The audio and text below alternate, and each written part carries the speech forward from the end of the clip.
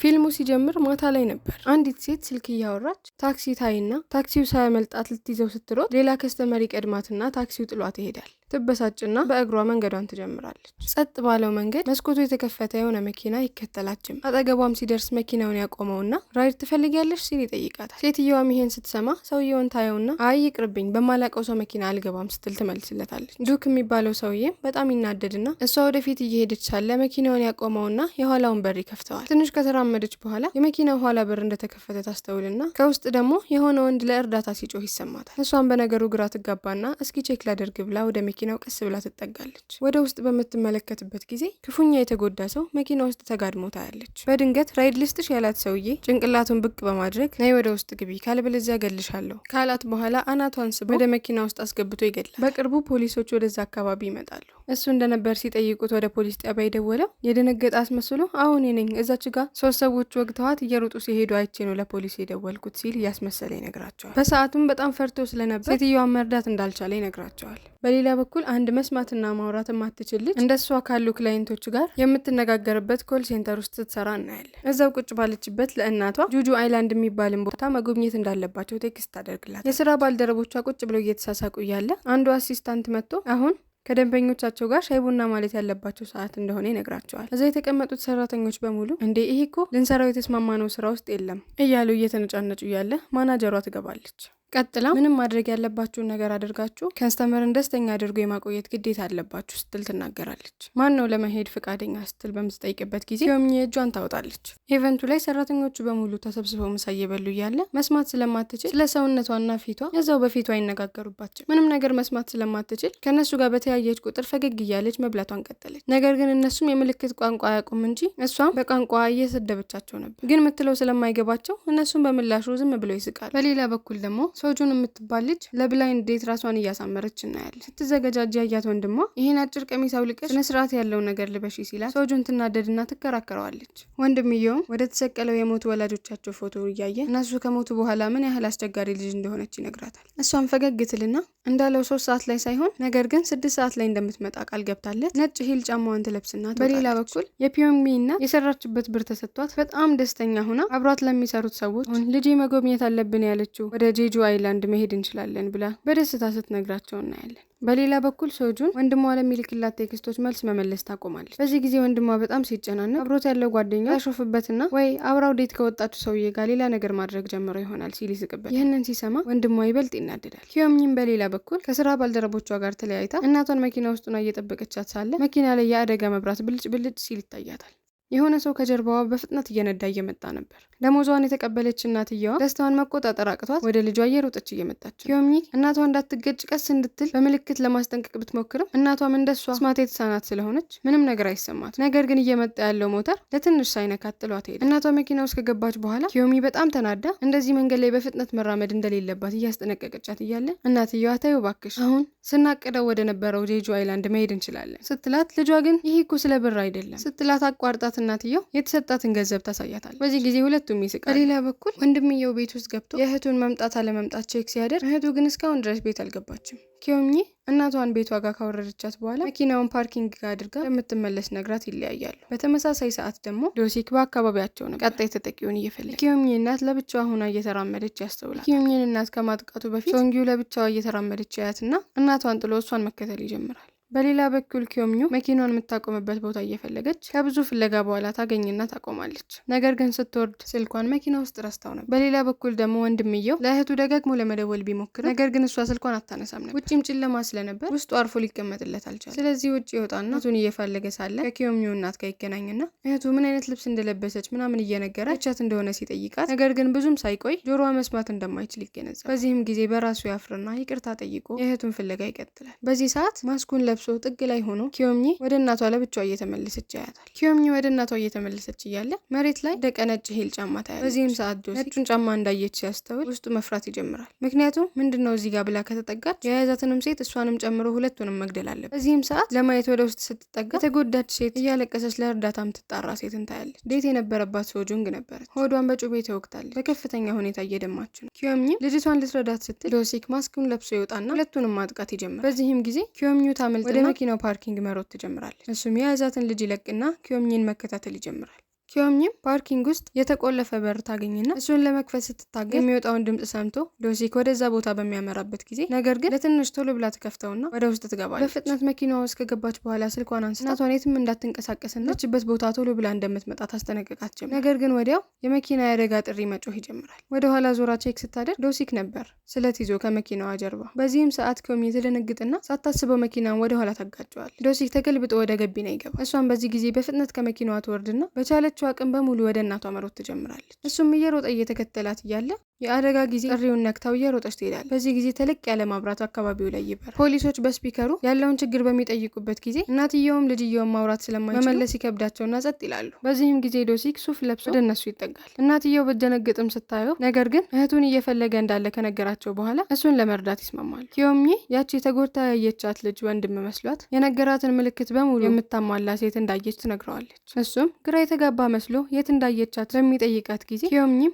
ልጅቷን ያየችበትን ቦታ በጣታ ትጠቅመዋለች። እሱም በዛ ጊዜ አብራው መታ እንድታሳየው ይጠይቃታል። እናትየው ልጇ አብራው ሄዳ እንድታሳየው አልፈልግም፣ ነገር ግን ኪዮሚ ልጅቷ ምን ያህል እንደተጎዳችና ፍጥነት እርዳታ ማግኘት እንዳለባት ለእናቷ ነግራ ታሳምናታለች። በዚህም ጊዜ ማንን ለመከተል እንደተስማሙ ያላወቁት ሁለት እናትና ልጅ ለሰውየው ሊያሳዩት ወደ ጨለማው ሄዳል። ነገር ግን ወዲያው የፖሊስ መኪና አካባቢው ላይ ይደርሳል። በዚህም ሰዓት ዶሲክ ያቅዶ የነበረው ፕላኑ ኪዮሚ ስልኳን በመጠቀም ለፖሊሶቹ ያየችውን ነገር በሙሉ ለመናገር ስትሞክር ነገር ግን ፖሊሶቹ ሎኬሽኑን ቼክ አድርገው እንደነበርና እዛ የምትለው ቦታ ላይ ማንም ሰው እንዳልነበረ ይነግሯታል። ኪዮሚም ልጅቷን እንዳየቻት እርግጠኛ እንደሆነችና ያለ መግባባት እንደተፈጠረ ስትከራከራቸው ኦፊሰሩ ካሜራውንም ቼክ እንድታደርግ ይፈቅድላል። ነገር ግን አሁንም ምንም ነገር ሊያገኙ አልቻሉ። ምክንያቱም ተማሪዎች እዛ አካባቢ ያለውን ካሜራ አበላሽተው ስለነበር። ኪዮሚ ያየችውን ለማስረዳት ብትሞክርም በተቻላት መጠን ኦፊሰሩ ግን ምንም የምትለው ነገር ሊገባው አልቻለም። በኋላ ላይ ኪዮሚ ዶሲክና እናቷ ሊሄዱ ይሰናበታል። ነገር ግን የኪዮሚ እናት ውስጧን በጣም ቅርቅር እያላት ለልጇም ሰውየው እንደማታምነውና 10 ጊዜ ቀና እያለ እያያቸው እንደሆነ ትነግራታለች። ኪዮሚም ረጋ ብላ ያው በምልክት እያወራን ስለሆነ ለዛ ይሆናል የሚያፈጥብል ስትል ለእናቷ ትነግራታለች። በዚህም ጊዜ ዶሲክ ወደ እነሱ ጠጋ ብሎ የጠፋችው ልጅ እህቴ አይደለችም ሲል ይነግራቸዋል። ነገር ግን እነሱ ሚለው ነገር አይገባቸው። ቀጥሎ በስልኩ የሆነ ሰው የደወለለት አስመስሎ ይኸው በቃ እህቴ ደህና ናት ሲል እናትና ልጅ ይረጋጋሉ። ሶስቱም አንድ ላይ ሆነ ወደ ፖሊስ ጣቢያ ይሄዳሉ። ፖሊስ ጣቢያም ከገቡ በኋላ ፖሊሱ ስላየቻት ልጅ ሲጠይቃት እሷም ያየቻት ልጅ ቢጫ ቀሚስ እንደለበሰችና ነጭ ሂል ጫማ እንዳደረገች ትነግራቸዋለች። ፖሊሱም በሰዓቱ እያጠቃት የነበረውን ሰውዬ እንዳየችው ይጠይቃት ጠቆር ያለ ልብስ ለብሶ እንደነበርና ማስክም አድርጎ እንደነበር ትናገራለች። በዚህ ሰዓት ዶሲክ በመሀል ያቋርጣቸውና ተጨማሪ ኢንፎርሜሽን ለመስጠት ያስመስላል። በዚህም ጊዜ ኦፊሰሩ ዝም እንዲልና ሲጠየቅ ብቻ እንዲመልስ ይነግረዋል። ወዲያው አጠገብ ተቀምጦ የነበረ አንድ ሽማግሌ ዶሲክ ጮክ ብሎ እያወራ ስለነበር በጣም ይናደድና ተነስቶ ምን አባህስ ጮኋላ ፍንዝጋ እያለ ጥል ይጀምራል። ዶሲክን መልስ በሚሰጥበት ሰዓት ሽማግሌው ሰውዬ ይነሳና አሳዳጊዎቹ ምን ያህል እንደበደሉት ይሳደብ ጀመር። ዶሲክም ተነስቶ ውሃ ቀርቶ ሲመለስ ሽማግሌው ድንገት ይነሳና ዶሲክን መደብደብ ይጀምራል። በዚህም ድብድብ ሰዓት ከዶሲክ ቦርሳ ስልክ ይወድቃል። ስልኩንም የኪዮሚ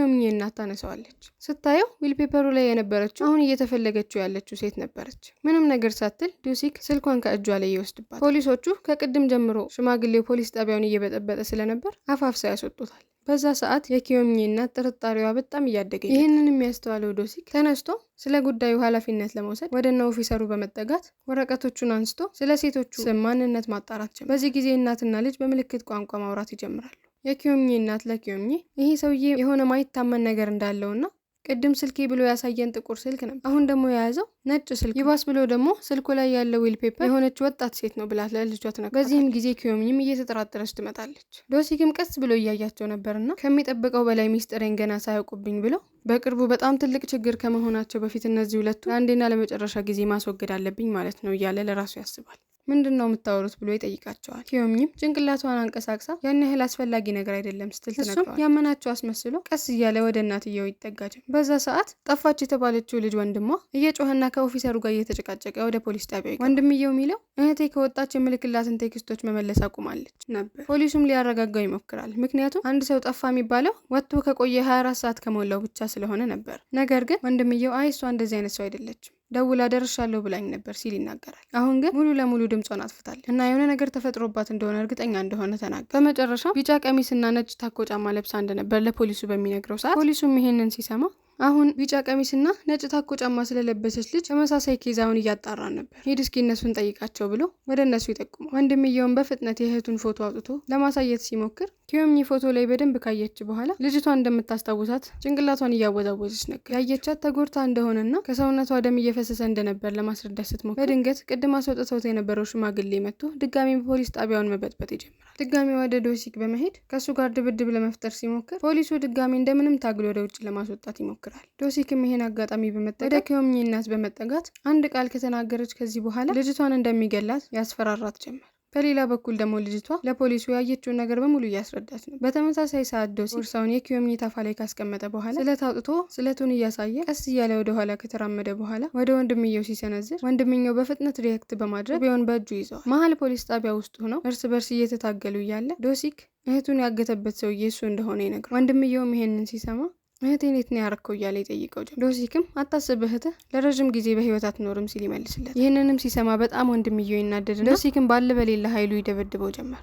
በመጨረሻም ዶሲክን በጀርባው ካስተኛው በኋላ ስለቱን አንገቱ ላይ በማድረግ እህቱ የት እንዳለች እንዲናዘዝ በሚጮህ ጊዜ ፖሊሶቹ ወደ ቢሮአቸው እየተመለሱ ነበርና አንገቱ ላይ ጩቤ አድርገው ሲያዩ የያዘውን ስለት እንዲያስቀምጥ መናገር ጀመሩ። በዚህ ሰዓት ዶሲክም እንደተበዳይ እያስመሰለ መጮህ ጀመረ። ወንድምየው እህቴን ያገተብኝ ሰውዬ እሱ ነው እያለ ለመናገር ቢሞክር ፖሊሶቹ ስለቱን እንዲያስቀምጥ እየደጋገሙ ይነግሩት ጀመር። ወንድምየው ተስፋ ባለመቁረጥ ለፖሊሶቹ የተፈጠረውን ነገር ለማስረዳት ቢሞክርም ፖሊሶቹ ግን የቱን ማመን እንዳለባቸው ግራ ስለገባቸው ወንድምየው ላይ ኤሌክትሪክ በመተኮስ አደንዝዘው አላቀቋቸው። ጆብቱክ ራሱን ስቶ ሲወድ ዶሲክም ይህን አጋጣሚ ተጠቅመው ከፖሊስ ጣቢያው ያመልጣል። ከፖሊስ ጣቢያ ውጭ ኪዮሚና እናቷ በጣም ፈርተዋል። ከትንሽ ቆይታዎች በኋላ ዶሲክ ከፖሊስ ጣቢያ ይወጣል፣ ምንም ነገር ሳይጎዳ። ፖሊሱን ሲጋራ እንዲለኩስለት ያደርግና ትንሽ ካወራው በኋላ ተሰነባብቶ ይሄዳል። በዚህ ጊዜ የኪዮሚ እናት ምታዩን ማመን አልቻለች። ወደ ፖሊሱ ሄደው ምን እየተፈጠረ እንደሆነ ሲጠይቁ በሚመልስላቸው መልስ ፖሊሱ ምንም የገባው ነገር እንደሌለና ሊረዳቸው እንደማይችል ተረዱ። ነገሩን በተቻላቸው መጠን ለማስረዳት ቢሞክሩ ኦፊሰሩ የምልክት ቋንቋቸውን መረዳት ስላልቻለ መፍትሄ ሊያመጣላቸው አልቻለም። ዶሲክም ከአካባቢው ከተሰወረ በኋላ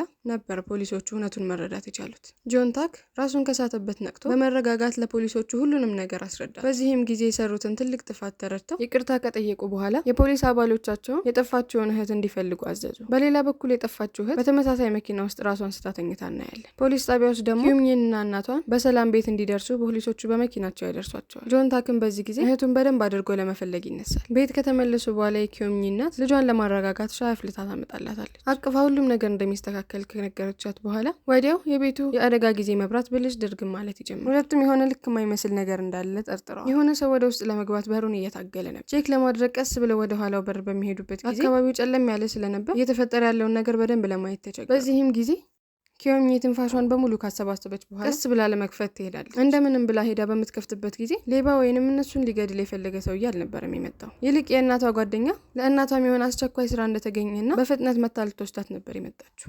በመጣችበትም ይህ ሰፈር ምን ያህል አደገኛ እንደሆነና አብዛኞቹ ሰዎችም ይህን ሰፈር እየለቀቁ ወደ ሌላ ቦታ በመቀየራቸው ምክንያት ብዙ ቤቶች ባዶ ስለሆኑ ለወንጀለኞች እንደሚመች ተናገረች። ኪዮሚ በዚህ ጊዜ ብቻዋን ቤት ትቀራለች። በሌላ በኩል ዶሲክ በግድ ቤታቸውን ሰብሮ ወደ ውስጥ ይገባል። ኪዮሚ በድጋሚ የአደጋ ጊዜ መብራቱን በምታይበት ጊዜ ዝም ብሎ እየበራ ይመስላትና ስራውን መስራት ትቀጥላለች። ዶሲክም በዚህ ጊዜ እንደፈለገ ቤት ውስጥ እየተዘዋወረ ነገሮችን ማጣራት ይጀምር ጀመር። ኪዮሚ ልብሷ እንድትቀይር ስትል አላርሙ መብረቅረቁን ስላላቆመ የሆነ ነገርማ አለ ይላትና ውስጧ ቼክ ለማድረግ ዞር ዞር ትላለች። በዚህ ጊዜ የአደጋ ጊዜ አላርሙ እስካሁን ስላላቆመ የሆነ ሰው ቤታቸው ውስጥ እንዳለ ውስጧ ይነግራታል። ቀስ ብላ እየተዘዋወረች ልታጣራ ብትሞክርም ምንም ነገር ማግኘት አልቻለችም። በድንገት አላርሙ መብረቅረቁን ያቆማል። ዶሲክ ሙሉ ለሙሉ አጥፍቶት ነው። በዚህ ጭንቀት ውስጥ ሆና ቅድም ጆን ታክ የተፈጠረ ነገር ካለ ደውይልኝ ብሎ የሰጣትን ካርድ ታስታውስና ቶሎ ብላ ስልኳን በማንሳት እህቱ ስለጠፋች እንዳዘነችና በቅርቡ እንደሚያገኛት ምኞቷ እንደሆነ ቴክስት ጽፋ ትልክለታለች። ይህንን ሁሉ ነገር ስታደርግ ዶሲክ ከኋላዋ ቆሞ እያያት ነበር፣ ትልቅዬ መፍለጫ ይዞ። በዚህ ጊዜ ኪዮሚ ከኋላዋ በጣም ቀርቦ የቆመ አካል እንዳለ እየተሰማት ልክ ወደ ኋላ ስትዞር ዶሲክን መጥቶ መፍለጫውን ሲሰነዝር በፍጥነት ስለዞረች ለትንሽ ይስታታል። ተነስታ እየሮጠች በቅርብ በሚገኝ ክፍል ውስጥ ገብታ ራሷን ትቆልፋለች። አጠገቧ ያለውን ከባድ ጠረጴዛ በሩ ላይ ካስደገፈች በኋላ ድጋሜ ለያንግ ታክ ሜሴጅ ትልክለታለች። ገዳዩ ቤቷ ውስጥ እንዳለና ቶሎ መጥቶ እንዲያድናት ጽፋ ትልክለታለች። ጆን ታክም ቴክስቱን በሚያይበት ጊዜ ምንም ጊዜ ሳያቃጥል ወደ እነሱ ቤት እየሮጠ ይመጣ ጀመር። እዛም ባለችበት ቶሎ ብላ ለእናቷ እየተመለሰች ከሆነ በፍጹም ወደ ቤት ውስጥ እንዳትገባ እዛው ውጪ እንድትቆይ መልእክት ስትልክላት ወዲያው የኪዮሚ እናት ሪፕላይ ታደርጋለች። ለምን የጀርባው በር እንደተከፈተና ምን እየተፈጠረ እንዳለ ቴክስት ትልክላታለች። በዚህም ጊዜ ኪዮሚ እናቷ የተመለሰች ይመስላትና እናቷን ለመርዳት ያለችበትን ክፍል ለመክፈት ስትሞክር፣ ነገር ግን በሩን ከመክፈቷ በፊት የእናቷ ቴክስት ቶኑ እንደተቀየረ ታስተውላለች። ለካስ እናትየው ስልኳን ረስታ ነበር የሄደችው እና ይህን ሁሉ ቴክስት ሲልክላት የነበረው ዶሲክ ነበር። ዶሲክም በድንገት ገርበብ ባለው በር እጁን ኪዮሚን አጥብቆ ይዛታል። ኪዮሚም እንደምንም ብላ እጇን ካስለቀቀች በኋላ መልሳ በሩን ትዘጋዋለች። እሱም መግባት እንደማይችል ሲገባው የሚያስፈራራ ቴክስቶችን የእናቷን ስልክ ተጠቅሞ ይልክላት ጀመር። በሌላ በኩል ጆታክ ዶሲክ ልጅቷ ላይ የሆነ ነገር ከማድረጉ በፊት ለመድረስ በተቻለው እየሮጠ ነው። በዚህ ጊዜ ዶሲክ ትልቁን መዶሻውን አንስቶ በሩን ይሰባብር ጀመር። የሚያስገባውን ያክል ከሰበረ በኋላ መግባት እንደሚችል ኪዮሚ ስታስተውል በፍጥነት ከመስኮቱ ትዘላለች። ነገር ግን እሱም በፍጥነት ይመጣና ጸጉሯን ያዝ ያደርጋል። ጸጉሯን እየሳበ ወደ ውስጥ እየጎተተ ሊያስገባት ሲሞክር ኪዮሚ በተሻላት አቅም ትታገለዋለች። በመጨረሻም እንደምንም ታስለቅቀውና የቆሻሻ ቅርጫት ውስጥ ትወድቃለች። ጊዜ ሳታባክን ተነስታ ሰዎች ወደሚሰበሰቡበት ቦታ መሮጥ ትጀምራለች። ጆታክ ስትሮጥ ስላጊያት ወደ እሷ እየሮጠ መከተል ይጀምራል። መሮጥ በምትችለው አቅም በሙሉ እየሮጠች የነበረ ቢሆንም ነገር ግን ዶሲክ እየደረሰባት ይመጣል። ጆንታክም ሁለቱንም እየተከተለ ከኋላቸው እየሮጠ ነው። በሚያሳዝን ሁኔታ ኪዮሚ ከዚህ በኋላ መሮጥ የማይቻልበት ግድግዳ ጋር ትደርሳለች። ዶሲክ የሚደርስባትና እስኪ አሁን ደግሞ ወዴት ልታመልጭ እያቀድሽ ነው ይላታል። ኪዮሚም በዚህ ጊዜ በቅርቡ ያገኘችውን ወንበር ታነሳና ራሷን ለመከላከል ትሞክራለች። በዚያ ሰዓት ያንግታክ በቦታው ደርሶ ነበርና ሊደበድበው በሚጠጋ ሰዓት ዶሲክ ስለቱን አንገቱ ላይ በማድረግ ራሱን ይወጋ ጀመር። ቀጥሎ አንድ እርምጃ ወደ እኔ የምትጠጋ ከሆነ ራሴን አጠፋለሁ፣ እኔ ከሞትኩ ደግሞ እህትህን ማግኘት አትችል፣ ካለበለዚያ ደግሞ እህትህ ያለችበትን አድራሻ ሰጥህና ከዚህ አካባቢ ትጠፋ ብሎ ሁለት አማራጮችን ያቀርብለታል። በዚህም ጊዜ ወንድምየው ምን መወሰን እንዳለበት አላወቀም። ይቺን ምስኪን ልጅ ያድናት ወይንስ ደግሞ ለጠፋችው እህቱ ይድረስላት? በመጨረሻም እህቱ ጋር ለመሄድ ይስማማል። ከመሄዱም በፊት ዶሲክ እህቱ ያለችበትን ቦታ በቴክስት ይልክለታል። እዛ ሄዶ ካላገኛትም መልሶ እንዲደውል። ወንድምየውም እዛ ቦታ ሄጄ እህቴን ካላገኘዋትስ ብሎ ሲጠይቀው ዶሲክ ይናደድና እሱን የምታውቀው እዛ ከሄድክ ብቻ ነው፣ ካለበለዚያ እህትህን መቼም አታገኛትም። በመጨረሻም ጆንታክ እህቱ ጋር እየሮጠ ይሄዳል። እየተነጋገሩ የነበረው ምን እንደሆነ ያላወቀችው ኪሚዮ ጥሏት ሲሮጥ ስታይ ተስፋ በመቁረጥ ማልቀስ ትጀምራለች። ከትንሽ ቆይታ በኋላ ጆታክ ያለው ቦታ እንደደረሰና እዛ እህቱ እንደሌለች ይነግረዋል። በዛ ሰዓትም የሰጠው ሎኬሽን እሷ ያለችበት እንዳልሆነና አሁን እዚህ እስከሚደርስ ድረስ ኪሚዮንም እህቱንም ገለው እንደሚጠብቀው ይነግረዋል። በዚህም ሰዓት የኪሚዮ እናት በቅርቡ እንደምትደርስለት በሚነግረው ጊዜ ልጅሽ ሞታለች ብለህ ንገራት ብሎ ስልኩን ይዘጋበታል። የኪሚዮ እናት ቤቷ ደርሳ የተመሰቃቀለውን ቤት ስታይ የተፈጠረውን ነገር በሙሉ ትረዳለች። በሌላ በኩል ልጇ ከዶሲክ ስር ሆና የምታመልጥበትን ነገር እያሰበች አጠገቧ ያለውን አዋራ በእጇ ታነሳና አይኑ ላይ ትረጭበታል። በዚህ ጊዜ እሱም አይኑን ያማውና ወደ ጎን በሚልበት ጊዜ በፍጥነት ትነሳና ለህይወቷ መሮጥ ትጀምራለች። በተመሳሳይ ሰዓት የኪዮሚ እናትና ጆንታክ ወደ ኪዮሚ እየሮጡ ነበር። ነገር ግን ቦታው ሲደርሱ ኪዮሚን እዛ ቦታ ላይ ሊያገኟት አልቻሉም። ኪዮሚ እየሮጠች እያለ አንድ በጣም የተጎዳች ሴት ታይና ከኋላ ዶሲክ እየተከተላት ቢሆንም ነገር ግን ልጅቷን ልትረዳት ትወስናለች። ወዲያው ሁለቱ ሴቶች ከዶሲክ እይታ ውስጥ ይሰወራሉ። ኪዮሚ ልጅቷን ከቆሻሻ መጣያ ጀርባ ከደበቀቻት በኋላ ስልኳን በማውጣት ወደ 911 እንድትደውል ትነግራታለች። በዛ ሰዓት ዶሲክ ወደ አካባቢው ደርሶ ነበርና ዝም ማለት ነበረባቸው። ዶሲክም መጀመሪያ አግቷት የነበረችው ልጅም እንደጠፋች ሲያቅ የያዘውን ስለት ያወጣል። በዚህም ጊዜ ኪዮሚ ወንድሟ እሷን እያፈላለጋት እንደሆነና ለሱ እንድትደውልለት በስልኳ ጽፋ ታሳያታለች። ቀጥላም የያዘችውን ቢላ ትቀበላትና እሷን እንድትደውል እስከዛ ደግሞ እኔ ዶሲክን አዘናጋልሻለሁ ብላ ከተደበቀችበት ቦታ ትወጣለች። ዶሲክም ወደ ተደበቁበት ቦታ እየደረሰ ሲመጣ ኪዮሚ ትወጣና ጮክ አድርጋ ድምጽ ማሰማት ትጀምራለች። እሱም ሆን ብላ የምታደርገውን ነገር ሲያይ ልጅቷን እየረዳቻት እንደሆነ ይገባዋል። ቀጥሎ ማትወጪ ከሆነ ከተደበቅሽበት ውስጥ ኪዮሚ እንገላታለሁ ሲል ማስፈራራት ይጀምራል። በዛች ቅጽበት ኪዮሚ የአደጋ ጊዜ መጥሪያውን ነክታው እየሮጠች መሄድ ትጀምራለች። ይሄንንም ሲያይ ዶሲክ በሙሉ አቅሙ እሷን መከታተል ጀመረ። ቀጥሎ ጆንታክ የሚደወልለትን ስልክ ሲያነሳ እህቱ እንደደወለችለት ያውቃል። ወደ ሰጠችው አድራሻ እየሮጠ ወደ እሷ መሄድ ይጀምራል። በሌላ በኩል ኪዮሚ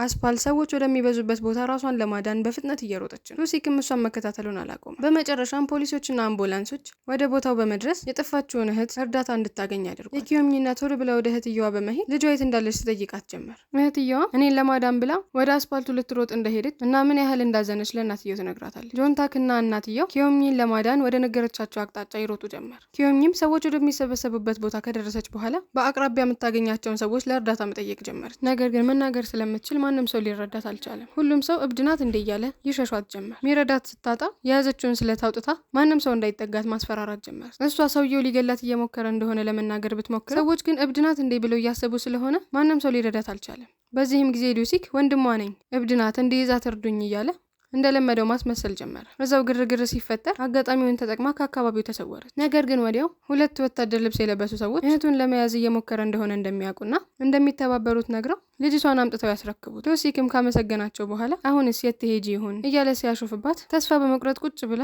መሞት እንደማትፈልግ ዓለምን ከእናቷ ጋር መጎብኘት እንደምትፈልግና የምትወደውን ሰው አግብታ ልጆችን ወልዳ መኖር እንደምትፈልግ እያለቀሰች ትማጸነው ጀመር። በቻለችው አቅም በምልክት ቋንቋ እንዳይገላት ተማጸነች። ነገር ግን እሱ የምልክት ቋንቋ አይገባውም ነበር። በመጨረሻም የማይታይና ጭር ያለ ቦታ ውስጥ ይዟት ከገባ በኋላ ልክ ሊገላት ሲል ጆታክ በቦታው ደርሶ ከኋላ ጀርባውን ይለዋል። በዛም ሰዓት በሁለቱ መሀል ኃይለኛ የሆነ ጸብ ይነሳል። ጆታክም አሸንፎ ከጣለው በኋላ ወደ ኪዮምኒ በመሄድ ጥሏት ስለሄደ ይቅርታ በሚጠይቃት ሰዓት እሷ ግን በፍርሃት ሆና እህቷ ደህና እንደሆነች ትጠይቀዋለች። እሷም እህቱ እንደተገኘችና አሁን ሆስፒታል ውስጥ እንዳለች ይነግራል። ቀጥሎም ነይ እንሂድ እናትሽ እየጠበቀችሽ ነው ብሎ ሊወስዳት ሲል ዶሲክ ተነስቶ ከጀርባ ያጠቃል። ዶሲክ በጣም ይደበድበው ጀመር። በዚህም ጊዜ ኪዮምኒ ስለት ስታነሳ ያትና ይስቅባታል። ሲጀመር ስለት እንዴት መያዝ እንዳለብሽ ታውቂያለሽ ብሎ ያሾፍባት ጀመር። ወዲያው ጆታክ ድጋሚ ይነሳል። ዶሲክም ወደ እነሱ እየጠቆመ እዚህ ዛሬ አንድ ሰው ይሞታታል፣ እንደውም እናትሽን ነው መገላት ብሎ መሮጥ ይጀምራል። በሌላ በኩል የኪዮምኒ እናት አስፓልት ለአስፓልት ልጇን እየፈለገች ነው። ዶሲክን ከሩቅ ታየውና ልጄን አትግደላት እባክህ እያለች በለቅሶ ትማጸነው ጀመር። ዶሲክ ከእጁ ወደ አንድ ቦታ እየጠቆመ ልጅሽ እዛ ነው ያለችው እያለ ያመላክታት ጀመር። እናትየው አላመነችው። ሩቅ ደግሞ ኪዮምኒ ዶሲክ ከእናቷ ጋር ሲነጋገር አየቻት። በቻለችው አቅም ወደ እናቷ መሮጥ ጀመረች። ልክ ስትደርስም በያዘችው ስለት ሆዱን ተወጋዋል። ወደ እናቷም ዙራ ሁሉንም ነገር እኔ ጨርሰዋለሁ አታስቢ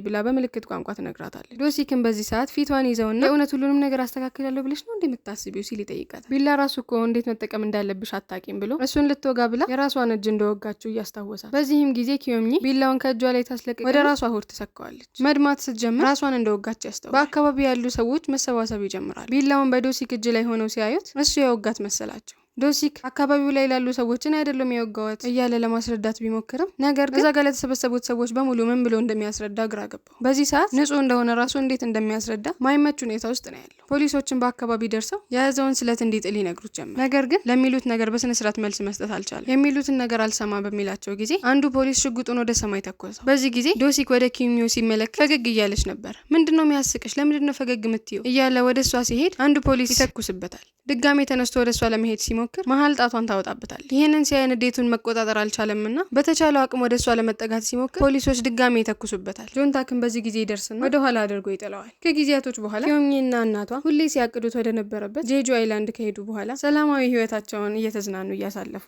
ጆታክና እህቱም ይቀላቀሏቸዋል። ጆታክ ከነሱ ጋር ለመግባባት ብሎ የምልክት ቋንቋ እየተማረ ነው። በምልክት ቋንቋ አንድ ላይ ፎቶ መነሳት አለብን ሲል ይነግራቸዋል። የግሩፕ ፎቶ ለመነሳት ከተደረደሩ በኋላ ፊልሙ እዛ ጋር ያበቃል። ከወደዳችሁት ሰብስክራይብ፣ ላይክ ማድረግ እንዳትረሱ። ያልተመቻችሁ ነገር ካለ ደግሞ ኮሜንት ላይ አስቀምጡልኝ።